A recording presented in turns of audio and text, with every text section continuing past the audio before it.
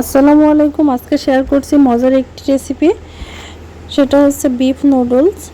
আর এই গরুর মাংস দিয়ে রান্না নুডলসটা কিন্তু হেভি খেতে। তো আজকে শেয়ার করতে আসছি আপনাদের সাথে।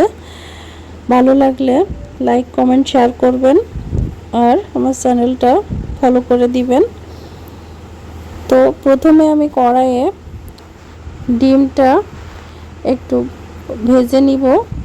এখন এর ভিতরে একটু লবণ দিয়ে ছোট ছোট ক্রাম্বল তৈরি করে নিব। তো তেলের পরিমাণটা কিন্তু একটু বেশি দিতে হবে এখানে।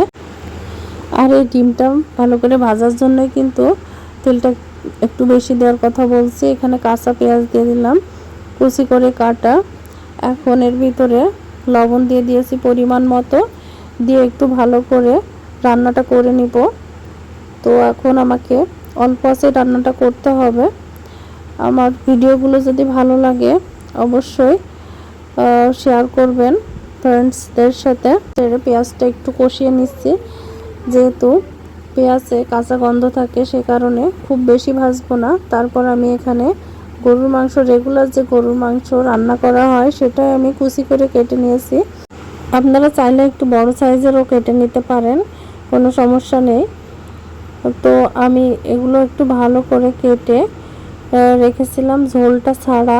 এখন সেটা আমি আবার এই ডিমটার ভিতরে একটু কুক করে নিচ্ছি।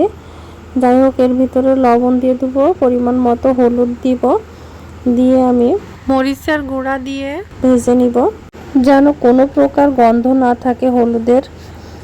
তো এখন আমার একটু তেলের ভিতরে ভেজে নিতে হবে নেড়ে চেড়ে। ভাজা হয়ে গেলে আমি সেই সিদ্ধ করে রাখা নুডলসটা দিয়ে দেব। এখন কিন্তু আপনারা যে ফ্ল্যাট নুডলসগুলো পাওয়া যায় সেটাও ব্যবহার করতে পারেন। এখানে যে পাস্তা নুডলস পাওয়া যায় সেটাও কিন্তু ব্যবহার করতে পারেন, কোনো সমস্যা নেই।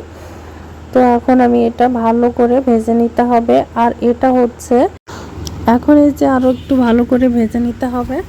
এ পর্যায়ে আমাকে একটু যে নুডলসের যে মশলাটা ছিল সেটা অ্যাড করতে হবে।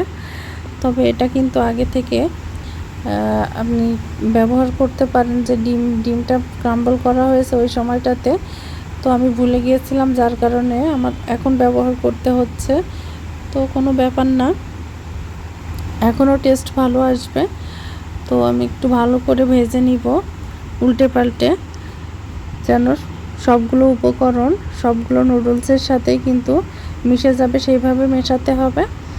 তাহলে কিন্তু টেস্টটা অনেক ভালো আসবে। তো দেখুন, অনেক সুন্দর একটা কালারও আসছে, অনেক সুন্দর ফ্লেভারও আসছে। আজকে এই পর্যন্তই। আল্লাহ হাফেজ।